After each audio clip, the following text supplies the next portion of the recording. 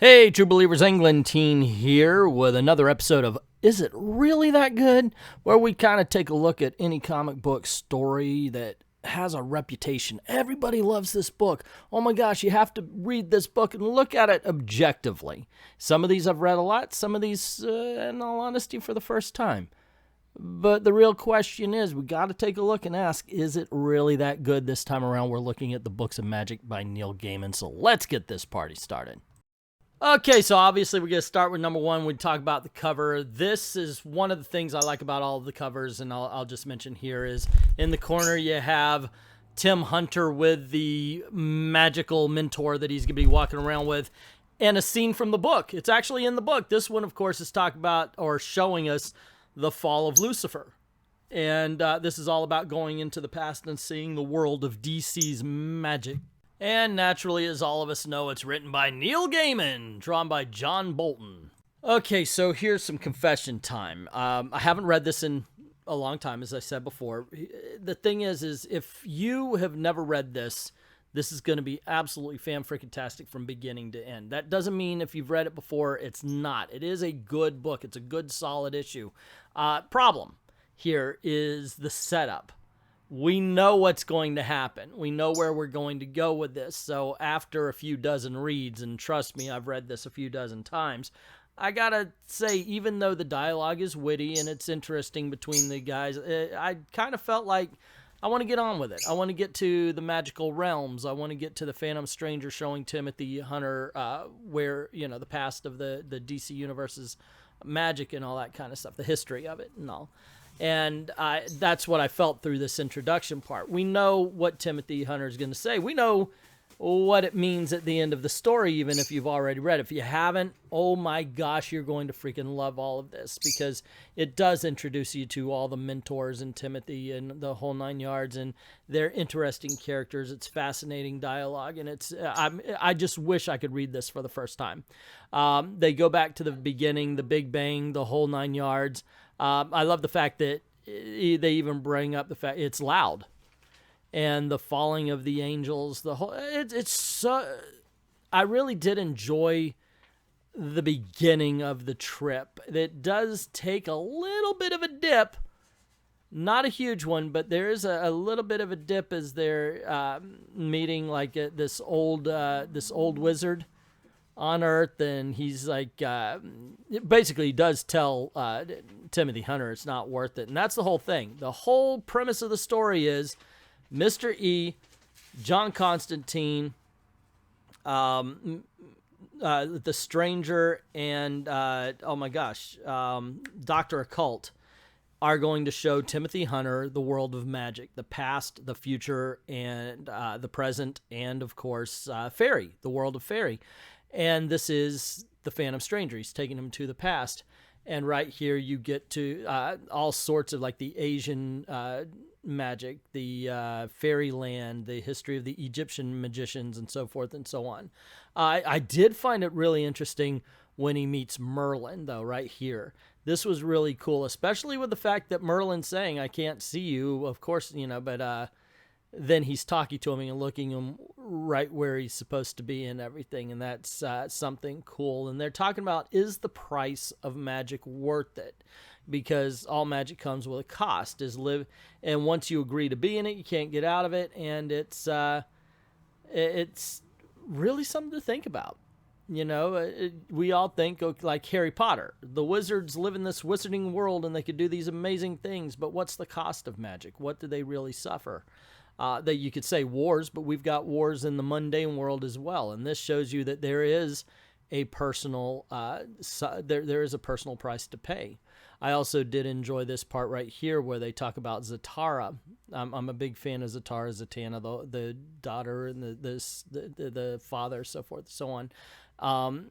What gets me is not a lot of people say it's worth it. They tell Timothy, look, if you're going to jump into this, it's horrible. This is a harsh life. It's not, you know, it's not all the stuff you see in the movies. And, like I said, I love the way they explored that part of it. And in the end, I got to say, still, issue number one holds up. Issue number 2, and this is the modern world. And in the corner, you see Timothy Hunter with John Constantine. And this is a scene, once again, I've got to say, I love the fact that they show this. You know, the covers have something to do with what's inside. This is part of the party scene where Zatanna takes Timothy Hunter to a party that has magicians, both good and evil. And the funny thing about, or one of the funny things about this, there's a lot of humor in this particular issue. I almost get this feeling that Neil Gaiman was looking forward to the John Constantine issue a lot. A lot of the books, and by that I mean all 4 of them put together, like the trade paperback, a lot of this book's humor comes in the 2nd issue with John Constantine. One of the more fun elements of it is the fact that he seems to be able to travel from place to place without any complications. You know, he goes through an airport and nobody stops him for security or customs or anything like that. He just seems to be able to go, and time also seems to fold in for him. Love the bit with the Spectre here where he's talking to Timothy and John Constantine and notices that there's a sniper outside, and the Spectre goes out and, you know, basically exacts his vengeance upon him. And we find out that there's a faction of magic users that want Timothy dead, and they're putting a price on his head. And you see this all throughout as they're visiting modern day magic users in the DC universe. Boston Brand, the dead man, pops up in other people's bodies saying, hey, this is what's going on with that faction of magicians that want to kill you. And you get the story in page here, page there, all throughout the entire thing until it's all settled. Actually, what ends up happening is John Constantine realizes it's bad enough that it requires his attention as well. So he goes and he leaves he leaves Tim Hunter with Zatanna. Oh, wait, but yes, there is this part. I forgot what this guy's name was, but one of them is Jason Blood. So you also get the bit with him and the demon. But they end up at a party with Zatanna, and that's when things really kind of kick off, because she's sitting there with Tim going, well, you know, they're the bad guy, and he's the good guy over here, and what you can do, you know, some people just, that's the way they handle magic, yada, yada, yada. But then, of course, everybody kind of turns on Tim, and yeah, dude. It's really cool. And like I said, this is a great bit of dialogue right here. I forget what this guy's name is, but he debunks magic. And he goes, well, that guy's wrong. He goes, no, he's exactly right, because the way he thinks, magic will never exist for him. You know, it's all perspective. It's all how you look at it, and it's how you receive it and all that kind of stuff. And I like that. That is kind of like the explanation I saw in a movie called Eric the Red, where everybody who believed in the dragon saw a dragon, but the Christian didn't. It was kind of kooky. Anyway, once again, it's another strong book. In my opinion, when I was younger, this was the strongest. And I got to say, now that I'm a little bit older and I've seen it all and read it many, many times, yep, this is still my favorite of the 4 books.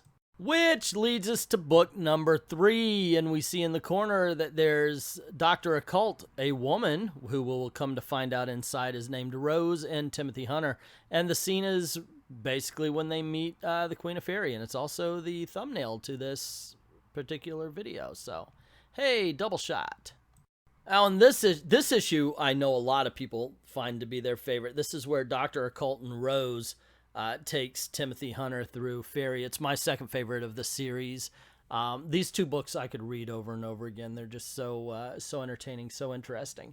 This one, we've met some of the characters in a Sandman issue, The Midsummer Night's Dream, and I just find it fascinating as well. You know, you're taken through the land of fairy. There's some really weird rules, and some of them I'm sorry, I just don't buy into. Like if somebody throws you something and you grab onto it, you're now bound to them.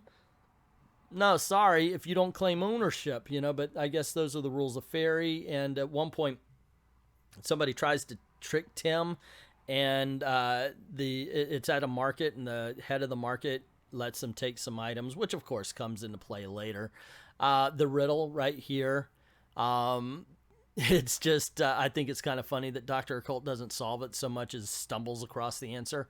It would have been nice, though, if he just said, haha, I solved it, and it would have given a better reason as to why he solved it. My favorite part, however, comes a little bit later than what we're seeing right now. Actually, right here. And that's the scene where Timothy Hunter runs into the Baba Yaga and gets captured. Very easily, in all honesty. And I could see why. But I just enjoyed this part because he meets like a rabbit and I think a possum or something like that. And they're talking about how, hey, we're used to being stew, or the idea of ending up in a cooking pot. What the hell are you doing? Of course, Timothy Hunter escapes. Rose threatens the Baba Yaga with revealing her real name, and they get away and everything. It's just a fascinating story. It really is. It kind of comes to an end with a queen of fairy and everything, but this is just setting up future stories in the actual series Books of Magic. Because otherwise, she's there to give him a key so he could go see the other worlds, like Warlord and so forth, Amethyst, the Gem World and everything. And it's interesting. It's interesting because basically what this is like, hey, here's a magical world in the DC universe. Here's another magical world. Oh, look, hell, there's Etrigan the Demon and all that kind of stuff. And that's what that serves. Of course, we meet the Dreaming because at this time, Sandman was all sorts of popular. Also, like I said before, this is my second favorite book of magic in the Books of Magic. And yeah, this still holds up in all honesty. Even though I still think it kind of gets a little weak when he meets Fairy because all it really is just set up for future issues, it's still a damn fine and damn strong read. And of course, we have book number 4. In the corner, we have Mr. E, and this is in the book as well, as we go to basically Crazy Town at the end of the universe. And one of my favorite scenes in the book, and that's between John Constantine and Mr. E, where he says, I heard something. Is it true that you carry a stake with you and silver bullets just in case you run into a vampire or a werewolf? And Mr. E actually pulls out a bloody stake. It's actually bloody, so it's like he stabbed somebody. Whether or not it was an actual vampire, that remains to be seen, but he definitely killed somebody thinking that they were a vampire, so you got that going on for you. Problem is, this is the weakest of this really is. It's the weakest of the 4, and this is the one you're ending with.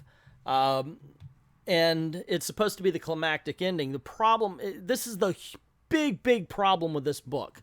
And you could hear it in my voice that I don't think that issue number 4 lives up as much as the first 3 do. There's no wonder. See, all throughout this, Mr. E is planning to kill Tim Hunter. And what you get is a very curt character, somebody who's just very quick about it. This is it. There's no sense of wonder. There's no sense of fascination. Even they're going into the future. He's showing him the most dire consequence of him accepting the world of magic. So you're not getting any of the really cool stuff that happened before. It's all just doom and gloom, and you're following along with a character who's a douchebag and a character who's afraid of the douchebag. So it's never as tight, never as interesting as the first 3 books. It's not bad. Stack this up against your average comic book, and it's going to win. Just based on the fact that how well written and, in all honesty, how well drawn and painted it is. It is, in quality, it is a good book. It's just, as far as narrative is concerned, I think it brings things to a grinding halt. And it brings in the scene at the end where it's like, okay, why does that guy look like John Constantine? We're not going to answer it. What is the point of them even seeing that particular scene? Not going to answer it. So in the end, you're just waiting for the assassination attempt of Tim Hunter by Mr. E, and by the time it gets there, you already knew it was supposed to be there. It recovers a little bit as Death and Destiny are talking about the fact that they're supposed to be endless, but now's the end. And then you get to the Trenchcoat Brigade talking about how, well, Timothy may have walked away from us, but he already agreed to be a part of the world of magic when he agreed to go on the tour of the world of magic. Huh? What? They tricked him? Yeah, they did. And so there are good parts to it. And like I said, you put it up against any book other than the other 3 issues of this story, and I think it holds up. Otherwise, yeah, it is the weakest, and I don't think it holds up as well as the other 3 issues. So the question is the Books of Magic really that good? Does it deserve its reputation that it has for, 30 years now? Yes. I'm going to say yes. Even though the ending is a little bit weaker than I remember, this book is still a damn fine read. And it's something I think, in all honesty, should be required reading for comic book fans. At the very least, it gets you out of the cape and cowl set and shows you what can be done with the medium, which is anything. Whatever your imagination is, it can be done in comic books, and I think Books of Magic is one of the stories that really highlights that point. But that's just my opinion. What is yours? Let me know in the comments below. And don't forget to click like, share, subscribe, and ring that notification bell, making sure your notifications are set for on for all on Google and YouTube. And if you don't mind helping out the channel, going over to Patreon or to Ko-Fi or even over to YouTube membership on I Love Comics, drop $1 in the till and helps keep the lights on. I'd like to thank everybody who's already done that, and to everyone, all of the true believers, thank you very, very much for watching.